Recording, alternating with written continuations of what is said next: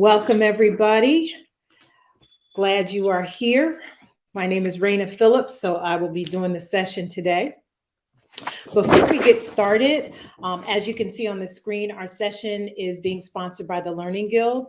So I'd like to take a moment to express our gratitude to that sponsor, the Learning Guild. Their slogan, "Together we are better," truly embodies their mission. They are a community of practice dedicated to supporting the design, the development, strategy, and management of organizational learning. Their community caters to the L&D professionals at all levels with a specific focus on the intersection of learning and technology. They are sponsoring the Learning Exchange as part of their commitment to actively support groups that are underrepresented at industry events.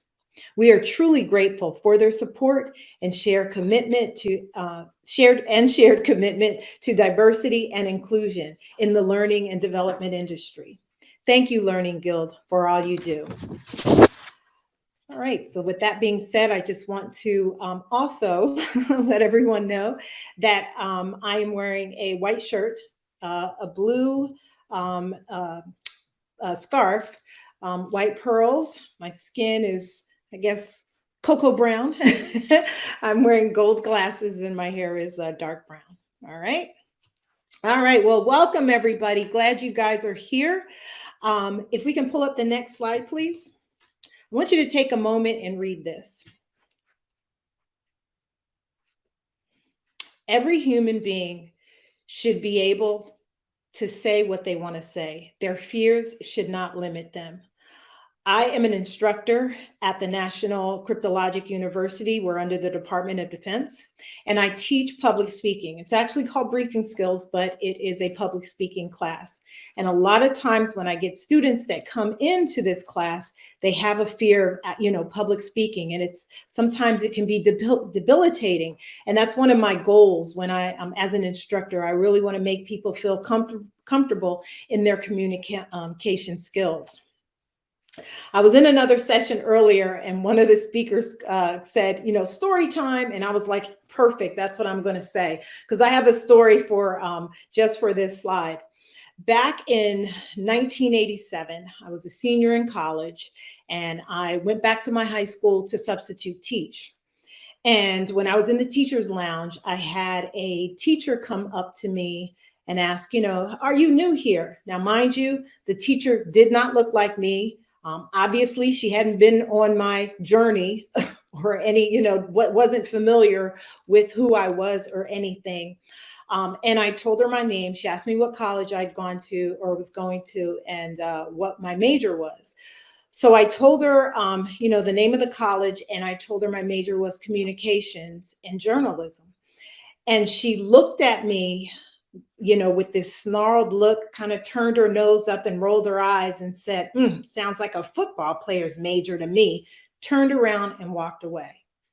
So from that moment, I felt I'm not going to tell anybody what I went to school for.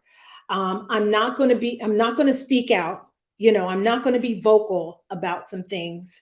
And I did that for a long time. Now, mind you, I really liked majoring in communications. I loved it. I actually went the broadcasting route, but I really had a good time in school. And for her to say that to me and just kind of squash my dreams, what had a lasting effect on me. Can we pull up the next slide? So let's talk about that. Let's talk about it rather. Have you ever had anyone say something to you or kind of instill some fear in you that limited you with your communication or just being able to speak out? If you can throw it in the chat for me. Deborah Graves says she gets tongue-tied sometimes when presenting in front of management teams, drives me crazy. Yeah, everyone, somebody, Lashari Wright said absolutely. Let me see. Mallory said, yes, sad face. Yeah, there's a lot of us out there, including myself, that, sometimes gets a little tongue-tied or fear for, being able to speak out and communicate with folks. It took me a long time after that woman said that to me to really feel confident with my communication skills. Yes, I love the memes. I love the memes. Even when, think about it, not only in work, but when you're interviewing, when you're talking, friends, family, coworkers, things like that. You are always communicating at some point or another. So, next slide. All right, so let's go over the agenda, things I want to talk about today. Things I want to address are we're going to talk a little bit more about that fear that I just mentioned a few minutes ago. We're going to talk about planning and organizing techniques. A lot of times that fear that we have about speaking in public or just, speaking out loud is usually because we get inside of our head and we, may think about, I can't do this. I forgot what I'm going to say. I'm not sure how to say it, things like that. So we're going to talk about the planning and the organizing strategies that will help you kind of, our goal is to reduce those fears, right? We're also going to talk about audience analysis. A lot of times I've seen people who are, and in my case, where I work, we do what's called briefings. And those are just presentations in the corporate world, or public speaking. We call them briefings. And I've seen people that have done those and will get up in front of an audience and talk way over their head or way down in the weeds because they did not think about what they're actually or who they were going to talk to. So we're going to address that a little bit. Also, we're going to talk about some presenting styles, some ways that we present, why we present in these styles, and things like that. And then finally, we're going to cover delivery, how to deliver. And this is my favorite part because that includes the nonverbal communications, ways that we can connect with our audience, not just through the words that we speak, but through our body language as well. So we're going to address that. All right, next slide.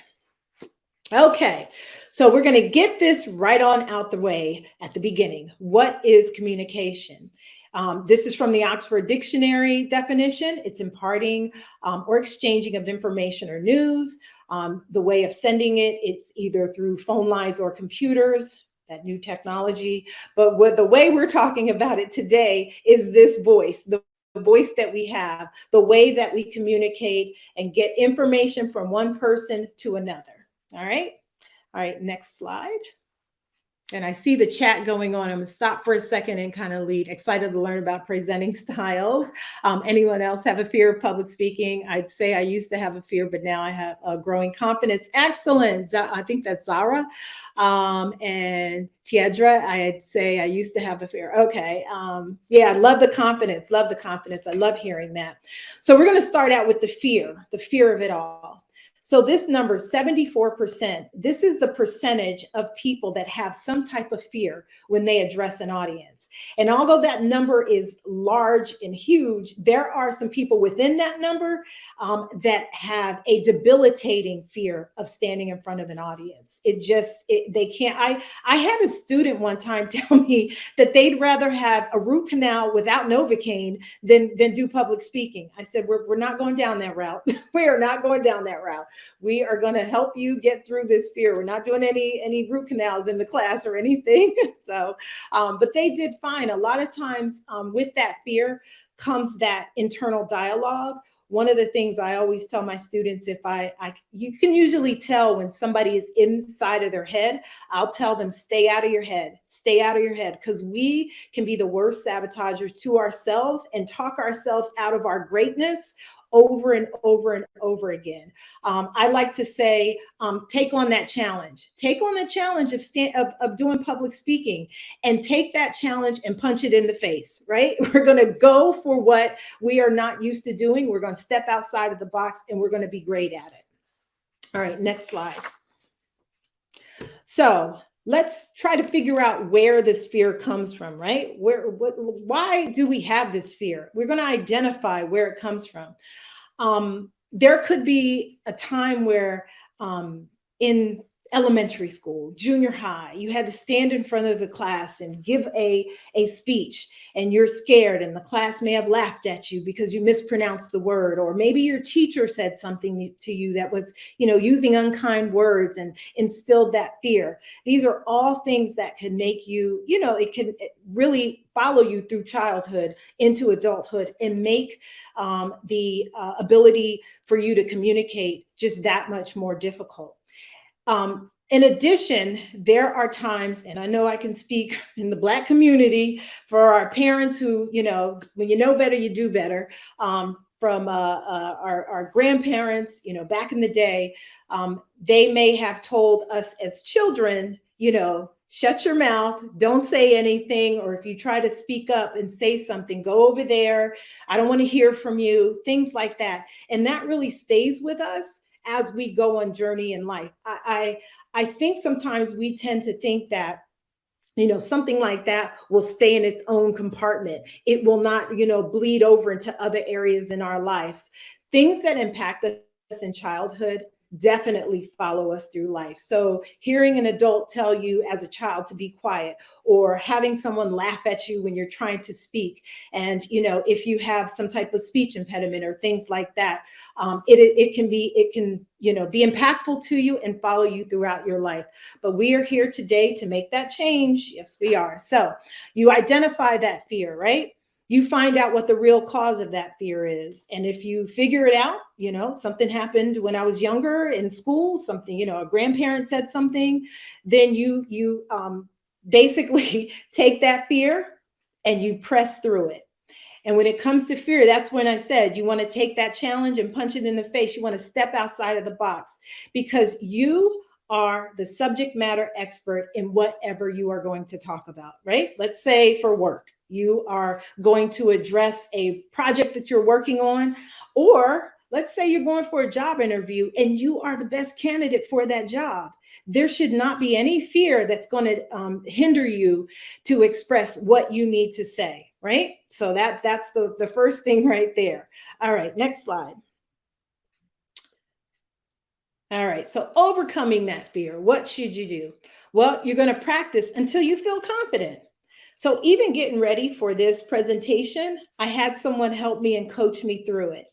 And then I actually sat down and spoke out loud to myself and went through the presentation myself, and just tried to feel more confident as I was presenting. We all have these things called cell phones or smartphones that do a whole lot of stuff, like record, video record, audio record.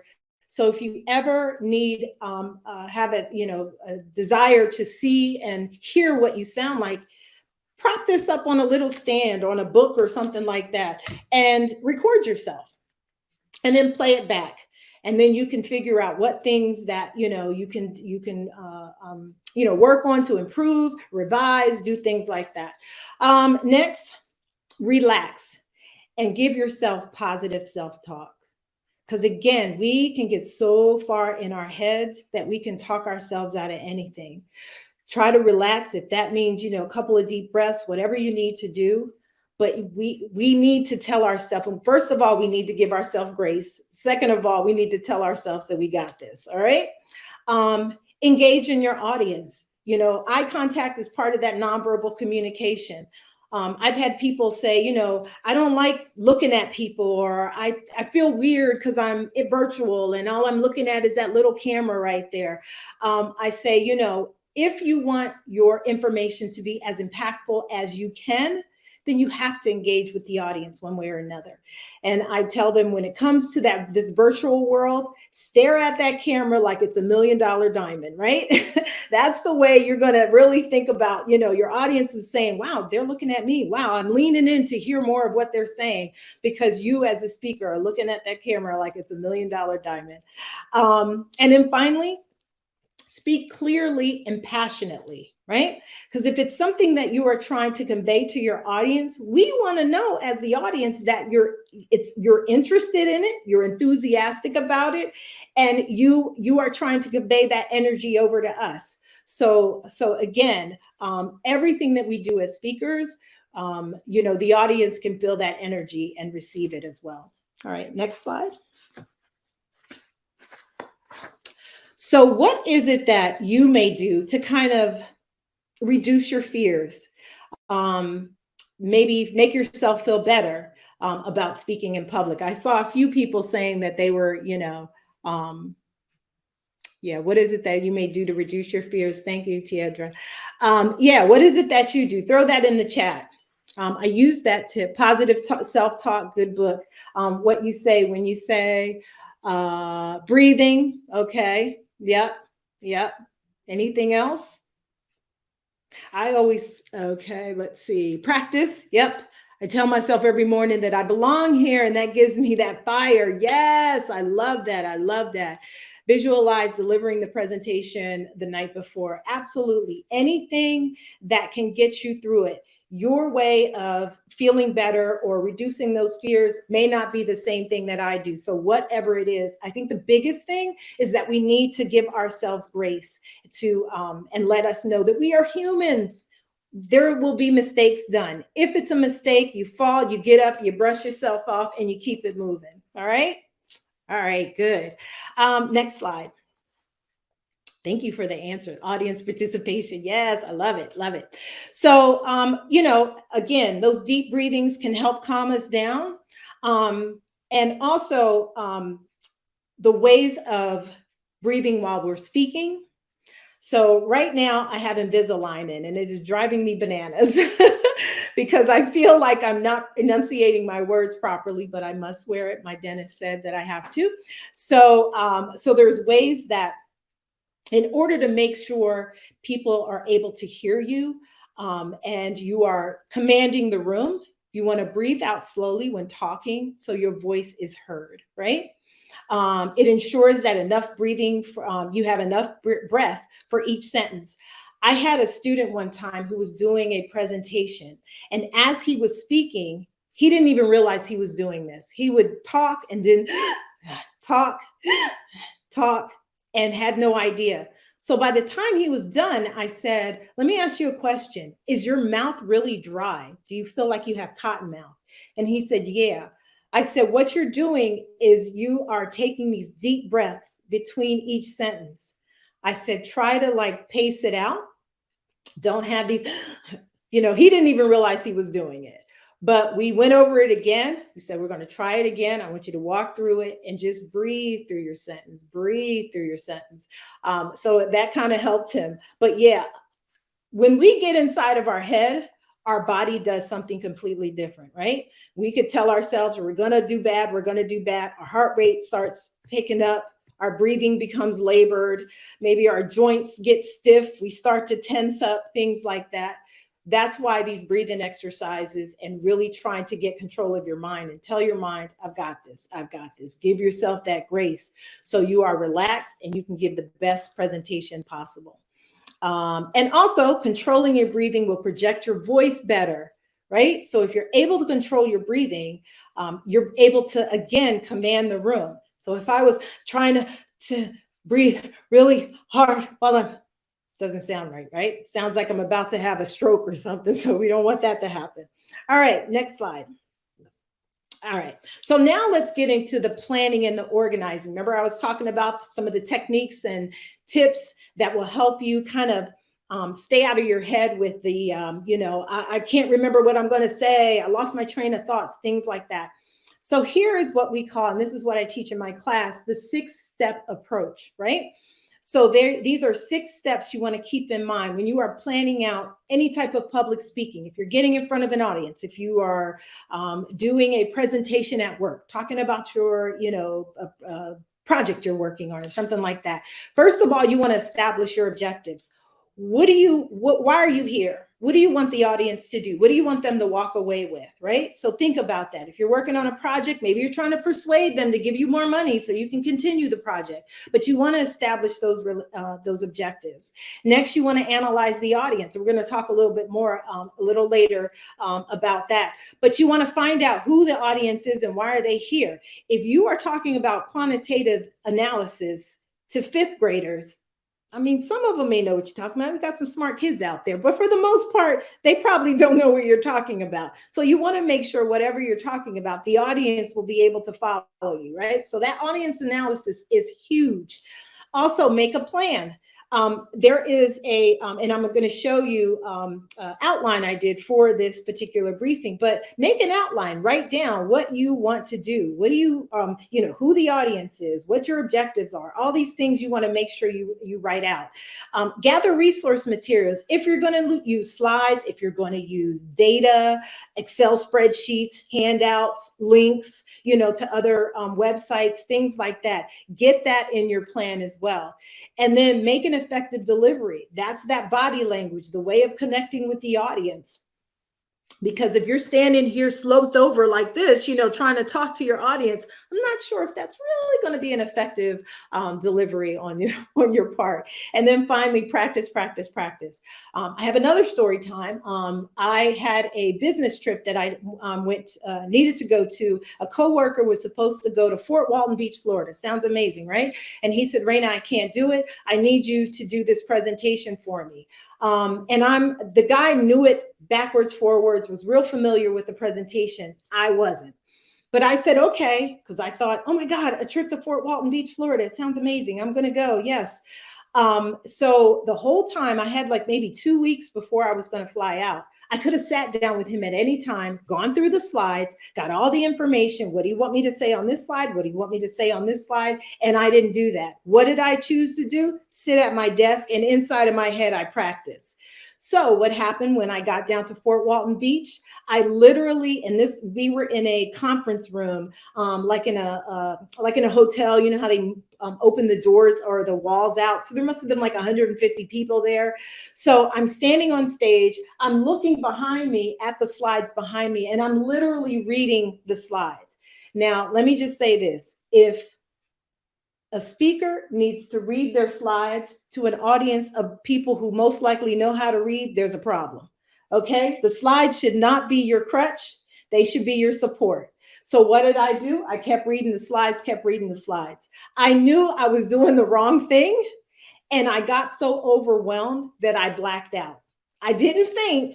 I just blacked out. So by the time the presentation finished, I don't remember that. The next thing I know, I was out in the hallway. I don't know how I got there. There was a chunk of time that I became so overwhelmed and stressed that I literally blacked out.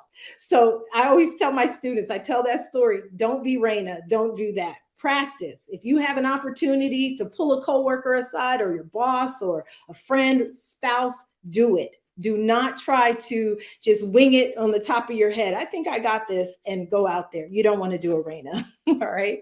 All right. Next slide, please. So the slide before was the planning, right? Kind of getting stuff together. Now is the organizing. So you see on the left side, you have the intro, body, conclusion. That is something we all are familiar with, right? Remember in school when we had to write a book report, our English teacher told us to do your introduction, kind of introducing what you're talking about. Your body gives you, is where you talk about whatever the topic is, but give the details of it. And then finally, the conclusion is I talked about this, and, here's the final, summary or highlight of what you actually talked about. There is another method that I also teach called PrEP. Some of you may be familiar with that. It's kind of the same way as the intro, body, conclusion, but it just gives it a little bit more kind of to the point, so to speak. So the point, P for point, just state whatever you need to state, whatever you're talking about. The reason, just explain what you've just stated, kind of giving that a little bit more detail. The example, you want to show, maybe if you're talking about, again, a project, maybe you want to show, what the progress of the project, or, where it is at this point. And then finally, the last point, the conclusion or just, bring it all together. But either one of those methods, actually prep, you can go on Google and read all about it. Gives you some details on how you can kind of incorporate that into your briefing or presentation at any time. But that intro, body, conclusion, that is the way to really organize your thoughts and really think about, how are you going to strategically talk about whatever topic you need to. All right. All right. Next slide. All right. So here, this is another technique. When I was talking about the planning, this is actually an outline that I created. This is part of an outline on just what I was going to talk about, kind of broke it out on Word, use a template in Word for outline, very easy. But anything you are going to talk about, you want to make sure you kind of plan it out and lay it out on, paper, type it up, whatever you need to do, because it makes it just that much more, easy when you are actually presenting. So you're not all over the place. You don't feel overwhelmed or anything like that. You have everything pretty much listed out. I like to call this your roadmap for your speech. All right. All right. Hopefully that helps. All right. Next slide. Take a minute and read this.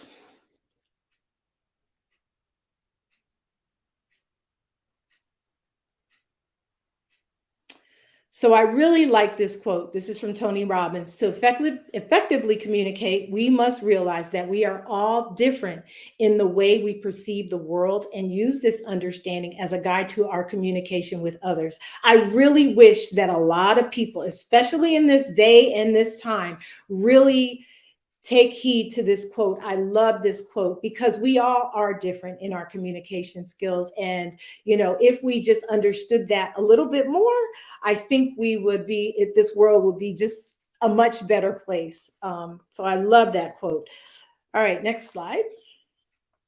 All right. So speaking of different communication skills and different people, here we come back to the audience analysis, right? So who is your audience? And I know I brought this up a couple of times previously, but you really have to think about who you're talking to and why. And let me tell you another story.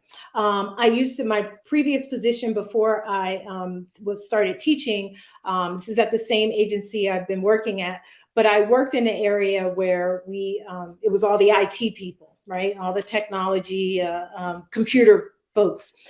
So we had a new employee orientation, and I was in the training area that handled the new employee orientation. So each time we had this new employee or NEO, each time we had, of course, maybe like 20, 30 new employees that were coming into our organization or our department. And we'd have people who would come in to speak and talk about their particular department and what they did and how it kind of related to this big technology or computer organization that I worked in. Every time they did it, they would use the same presentation, never changing, because they could call me. There was another girl I worked with, two other people I worked with that put this orientation together. They would never call us and say, hey, can you tell us, are there any new people that are coming outside the agency? Because I don't know if any folks out there are government employees, but sometimes if you're coming from corporate America into government, it's a whole new world. Especially in DOD, we use acronyms out the wazoo. So if you have somebody coming in that's not familiar with the government layout, you might want to kind of adjust your presentation a little bit. So these people would never do that. There was one gentleman, what he did is he took his presentation and created a story. And the way he would start it off is he would say, let me take you on a journey. And basically what he did is he talked about what his team was working on and how it was affecting our agency. But what they were working on was something that we all as employees did. So he walked us through our daily routine and then told us how his team was affecting our daily walk, right? So no matter if you had been at the agency 100 years or if you were brand new coming in, you could relate to what he was talking about. And I thought that was so strategic. I had to pull him to the side one day and say, "Oh my God, did you like intentionally do that? I love how you did that." And he was like, "No, I just thought I'd tell this story." But I thought it was amazing how he did that. And I said, not enough people think like you. I said, some people come in and just say, use these acronyms ABC, ZYF, 1, 2, 3, and expect everybody to understand it, because they never would take the time to analyze the audience. So again, the who, what, where, and why of your audience is extremely important. All right, next slide. All right, so I wanted to talk a little bit about the speech styles. So there's, a bunch out there, but the 4 that I usually teach in my class is impromptu. And that is basically off the cuff. Somebody, maybe you are, your boss is presenting about a project, and there's a section that you are very familiar with. You think your boss is going to do the entire presentation, and the next thing you know, he's like, "Hey, Susan, can you get on up there and talk about your section?" And you're like, what? So that's that impromptu, kind of off the cuff, and just getting you out there and speaking. There is a method to even thinking through impromptu speech. You want to think about, remember the objective that I talked about earlier? Remember those 6 steps? So you think about, what is it that you want your audience to walk away with? Take at least 2 or 3 points that you want to make sure you cover, and then conclude it up, right? So just summarize everything. So if you think of it impromptu, because you don't have a lot of time to really plan, just think about, what do you want the audience to walk away with? Here are 2 to 3 points that I want to make sure I get across to them, and then I can summarize and highlight everything, and it be done. So kind of think in that way. Scripted. I tell my students too, if you are one of those people that don't feel comfortable talking off the cuff, have a hard time kind of staying focused on what you want to talk about, then write a script. Write it in your own language, meaning the way you would talk. But write a script. If you have to use that guide, then do it. Because I can't imagine me throwing a student out there, in the deep water and just saying swim with no life raft or anything. That script, I think it helps them to feel more confident. And then over time, if they feel they can let that script go and speak off the cuff and just, be more familiar with the subject, then fine. But if you feel like you need to use that script or manuscript, then do it. I highly recommend it.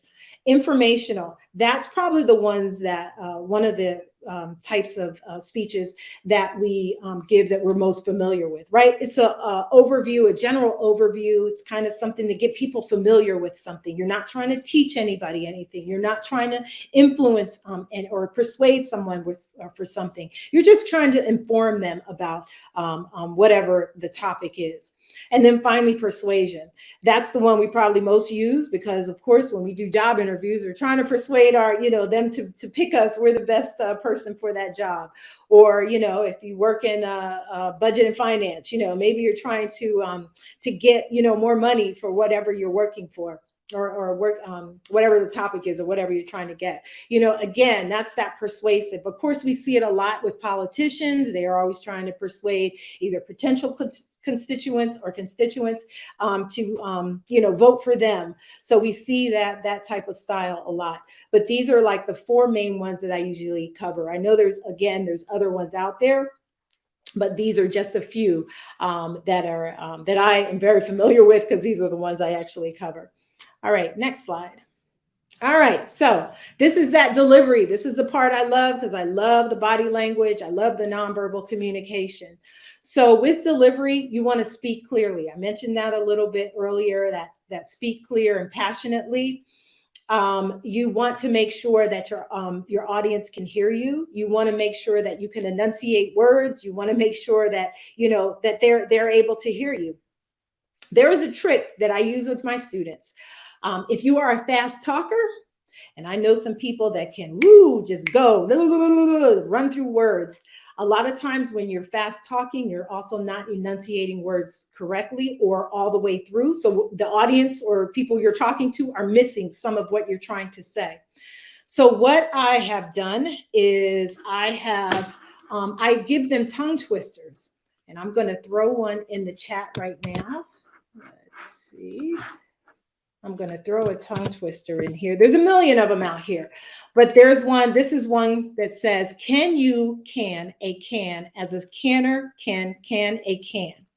So this is a very tough tongue twister, but I have them say the tongue twister over and over and over again. And I'll usually give them a cadence constantly and have them speed up. I'll speed the cadence up and have them keep going and going and going, and then stop and then have them read, and it slows them down. That's usually a good trick that usually helps. Now, I wish I can wave a magic wand and have fast talkers have them stop talking fast or change the way they enunciate, words or whatever. But this is through practice. This is not a one and done. This is something, just a trick to kind of help you out. Also, pauses. If you're one of those people that seem to use a lot of filler words in your presentation or your public speaking, pauses will help that. I also like to talk about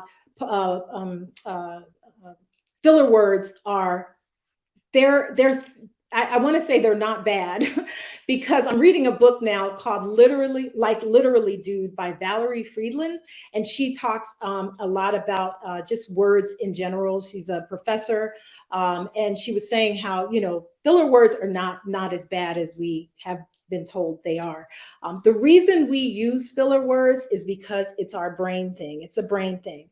As we're thinking through what we are going to say, if there's ever a pause in our brain, like let's say we're not sure what the word we're going to, next word we're going to say, or we're not sure how to pronounce the word, or we've lost that train of thought or whatever, that is when a filler word comes in, because the brain doesn't like that there's spaces. So that's where that comes into play. I also used to think that we as Americans, because sometimes we can be very narcissistic, I used to think that no other language had filler words. Every language has filler words. I've been, kind of doing a little bit of research, finding out that pretty much everybody has some type of filler words. But if it gets to be overwhelming for you, add some pauses into your presentation. So after a sentence, if you pause for a moment, audiences love pauses. They do. They tend to lean in because it's very dramatic. If you stop and really think about what you're going to say next, it comes out very well. So use those pauses. And body language. Body language is the body movement, eye contact. Again, if you are in a room where there's a bunch of people, you have an audience, and if you don't feel comfortable staring at people, that is not a good thing. You want to scan the room. I've talked to some students like, I don't want to, look at people. I feel uncomfortable. Then scan right over their heads. Just kind of look. The whole point is you need to stay engaged with your audience, right? They need to know that you are with them and they are with you. So that body language. I'm also, as you can see, I'm a hand talker. I love. It's just, I've always been like this. I try to make it look as natural as possible. So I know some people, I don't want to see the robot up here or anything like that, but definitely, if you're a hand talker, just try to make it, as natural as possible. When you are standing, and I have a rising desk, so I'm standing up. But when you stand, make sure your legs are like shoulder width apart, and try not to lock your knees, because I don't want you to faint, but you want to try to make sure your legs are, you have a little bit of bend in your legs, but you got a good stance, a good, your posture is up, your chin is up, your head, because you want to present. And again, this is a whole package, right? It's not just about the words that are coming out your mouth. That's a good thing too, but also those nonverbal communication cues that you want. Because again, the bottom line is you want to make sure whatever you are telling your audience, that it is being conveyed effectively, right? They are grasping what you are saying and receiving it and walking out of that room or wherever, wow, Rayna gave a good talk. I'm really glad she talked about blah, blah, blah. I feel so much more enriched because she said. That's what you want to do. That's what your goal is. All right. And with that being said, that will bring you that confidence. You will have control, right? and the credibility. People will look at you like she's credible. You know, he's credible with what you're saying. I call those the 3 C's. And then finally, practice. Practice makes that smooth delivery. All right, next slide. So I know we're almost about 6 minutes out, but this one is very important. I want to talk about the vocal toolbox. Anybody here ever play an instrument? Some of the words that we're going to talk about here are going to be familiar to those those musicians out here. So first, we have the register. That's a range of tones in the human voice produced by of a vibratory pattern of the vocal folds. So that's when you can kind of make your voice really high or make your voice very low. So I am going to the store. I am going to the store. So you would find out where in that range or that register is your normal, right? The timbre, that is, as you can see on the example, I said warm and fuzzy. That's how your voice feels to people, right? If you think about your grandmother or your mom or somebody who had that voice and just made you feel so like just so happy or just so content, that's that feeling. Prosody is that sing song. So it would be like, I'm going to the store. I'm going to the store. So it sounds like almost like you're asking a question. It's kind of that sing-songy way. We don't want to do that. We want to keep that as straight and narrow as possible. All right, next slide. And the next section is definitely some areas you're probably familiar with. Pace, that's that speed. Remember I talked about that fast talker? That's that speed on when your words are being delivered. Pitch, that's that high and low. It's almost like a little bit similar to the register as well, that high and that low. Actually, I got this information from a TED Talk, a gentleman named Julian Treasure. He has a TED Talk on YouTube, and he was talking about, you know, with the pitch, usually politicians are, we vote for politicians because they have that lower pitch. So that is one example there. Then finally, volume. So have you ever been around somebody who's a loud talker? They just seem like they're screaming. They may not have anything wrong with their hearing. They just are a loud talker. So that is not something you want to do, because if I'm standing here screaming at you and trying to give you some information, you're going to think, what way? It's going to come across completely different. I'm trying to tell you, I'm just giving you some information, but the loudness of my voice is being projected to you as, you know, you idiot. How come you don't understand what I'm talking about? You know, so we have to be very, I see the chat. We have to be careful about that. So this right here is our instrument. That voice, that vocal box we have here, that is our instrument. All right, next slide. All right, so we're wrapping this up.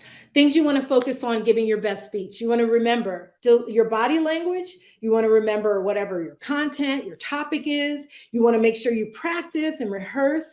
And finally, the audience is here for you. They are here to support you. I don't think people would take time out of their busy schedule to sit in an audience to say, boy, I hope so-and-so fails. I hope she or he does a really bad job. I'm just here for that.